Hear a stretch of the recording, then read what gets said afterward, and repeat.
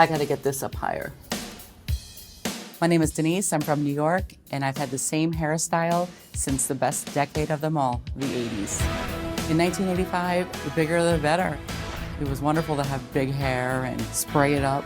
When I styled my hair, there's a lot of blow drying, teasing, spraying, teasing, spraying. I don't know what other styles would look good with my face shape. In some ways, my clothing is stuck in the 80s along with my hair. This look needs an update. When I'm home, I wear baggy jeans and t-shirts. When I do try to get with the times, it's usually one step behind the trends. I've stayed with this hairstyle because I'm afraid to change the style. I'm afraid how it's gonna look. I'm ready for a change. I recently started losing weight and I really wanna change my style.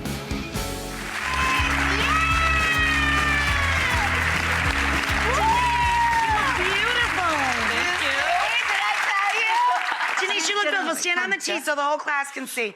You look gorgeous. Whoa!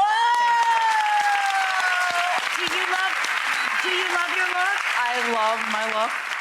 It's a little more sassy and adult. Yes. It's sexy. Exactly. Cool. Oh, I like it. Yeah, she knows too.